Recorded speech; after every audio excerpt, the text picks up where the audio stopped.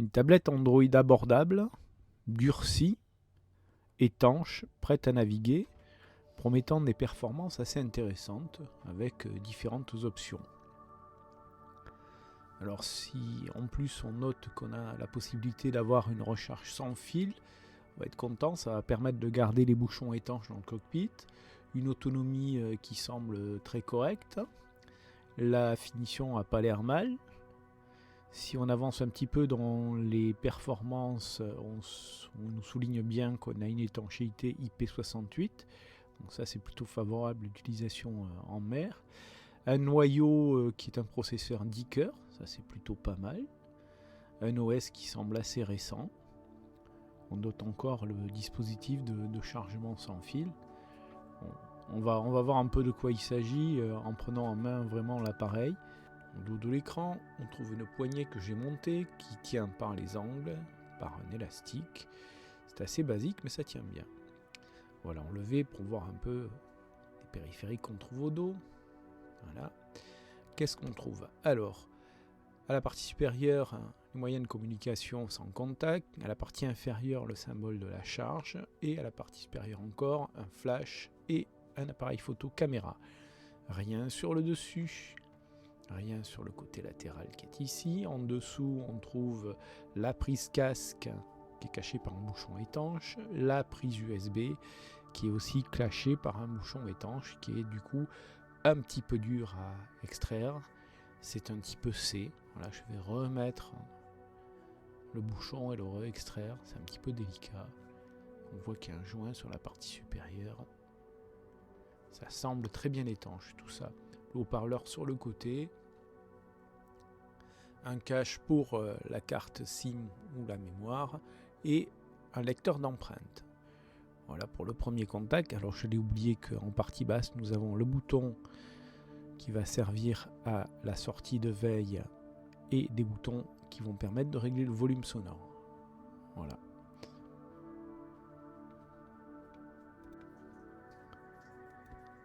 Voyons maintenant un petit peu les performances de démarrage à froid de l'appareil. Donc je viens de lancer le démarrage. On va voir si ce démarrage à froid paraît long ou raisonnable. C'est en général une chose qu'on ne fait pas très souvent puisqu'on sort plutôt l'appareil de sa veille. D'ailleurs il en sort très bien alors qu'il est en train d'exécuter OpenCPN, c'est ce qu'on verra tout à l'heure. Donc un boot assez classique avec différents splash screens qui apparaissent et je pense qu'on va pas tarder à voir apparaître la page d'accueil. Lançons maintenant OpenCPN pour voir un petit peu les performances de cette tablette. Alors les performances seront un petit peu altérées par le fait que j'ai lancé un enregistrement en temps réel de capture de ce qui se passe sur la tablette. Alors d'abord on va parcourir un petit peu les configurations de connexion. Alors, il y a plusieurs possibilités, bien sûr le GPS interne de l'appareil mais aussi des connexions Bluetooth éventuelles. Je configurerai ici une connexion TCP avec le port 2000.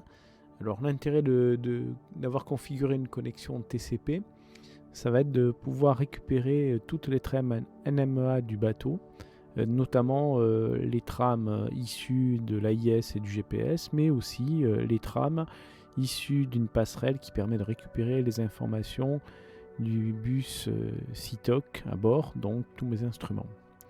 Alors on va parcourir un petit peu les possibilités de l'interface qui n'ont rien de différent de ce qu'on trouve dans l'environnement d'ordinateur de bureau. Donc la possibilité d'enregistrer les traces, des menus cachés sous les petits trois traits horizontales en bas à droite qui permettent d'activer, désactiver différentes options, notamment l'affichage des feux et symboles, d'afficher les textes, d'orienter la carte. Alors là, je coche Light Description. Bon, il n'y a pas de description associée à cette amère. Alors, j'ai activé les courants et les marées. Il n'y en a pas ici. On va aller à l'embouchure de l'estuaire pour voir apparaître à la fois des courants. Alors, un appui long, ça va me permettre de vous faire afficher la direction en fonction des heures et l'amplitude du courant. Un appui long sur les marées, je vais pouvoir voir mes marées exactement comme sur un ordinateur. Un petit coup de zoom arrière.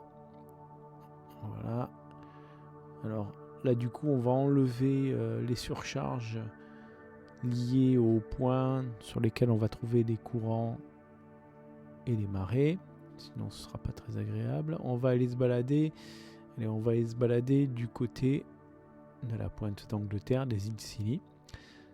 Allez, allons zoomer là-dedans. Alors, je suis un petit peu pâteau avec mon stylet. J'utilise un stylet pour éviter de gêner la zone de visibilité de l'écran. Mais on voit que ça a certaines limites dans le fonctionnement et ça donne un fonctionnement pas très sûr. Par contre, on voit que la manipulation au doigt est très aisée et la tablette est assez véloce. Alors, on est allé à Sainte-Agnès, je crois, là au bout des îles Scilly, si je me souviens bien.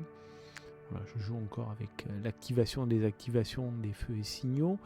En fait, je suis en train de chercher désespérément, alors que c'est sous mon nez, sûrement la possibilité d'avoir les surcharges de texte pour faire apparaître le nom des différents sites qui sont sous mes yeux. Ah, voilà, c'est ici. Alors, le stylet, c'est pas très heureux. Voilà. En fait, l'île, c'est Sainte-Agnès. On ne la voit pas à cette échelle. On peut faire apparaître et disparaître les surcharges. Alors, il y a quelque chose qui est beaucoup plus aisé, je l'avais un petit peu oublié.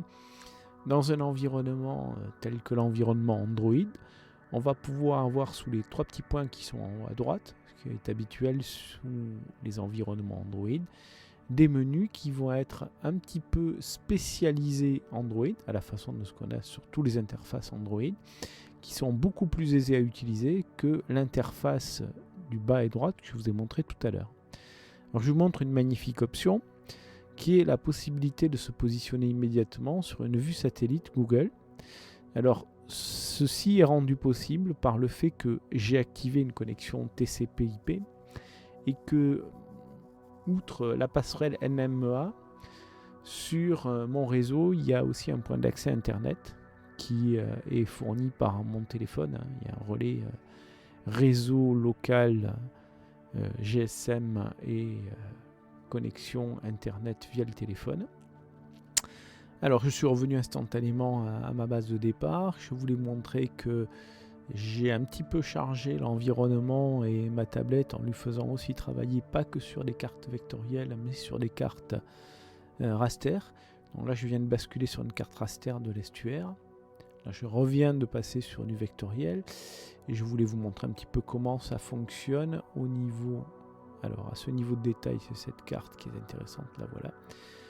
Je voulais vous montrer comment ça se passe avec les cibles AIS. Voilà, un simple appui, j'ai le nom des cibles, un appui maintenu, je peux accéder à des menus avancés, comme notamment les informations associées aux cibles. Voilà, je vais faire ça avec l'autre cible, Arklow Beacon, petit cargo. Allez, revenons en arrière et on va maintenant essayer d'aller se balader un peu plus loin pour voir si toujours la navigation est aussi fluide, effectivement. Alors on voit aussi les bordures des cartes. J'ai réactivé les marées et en guise de clin d'œil à un de mes abonnés, on va aller en Suède et on va aller sur un site qui s'appelle Marstrand. Je dois sûrement très très mal prononcer le nom du site. Alors, cet endroit est bourré de petits îlots et du coup ça va nous permettre de voir à quelle vitesse on arrive à restaurer l'affichage dans des zones aussi chargées. Alors, on voit que malgré tout et malgré le caractère un peu hésitant de la manipulation avec mon stylet, la tablette fournit un déplacement très fluide et très agréable à utiliser. Voilà. Plutôt satisfaisant, un produit qui semble agréable à utiliser.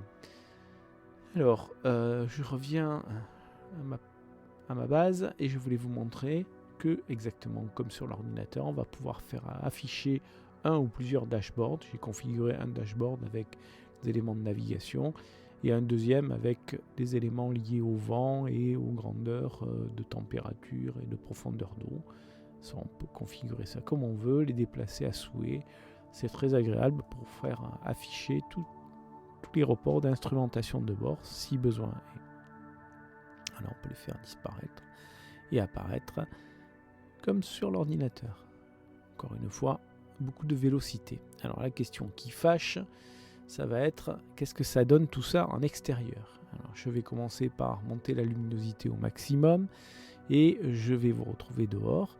Je prends mon caméscope à la main et en fait je laisse un niveau d'exposition qui est le niveau d'exposition que j'avais à l'intérieur pour vous montrer ce que ça peut donner quand on passe de l'intérieur à l'extérieur. Vous voyez qu'il y a une bonne visibilité. On voit malgré tout apparaître un défaut lié à l'écran de cet appareil.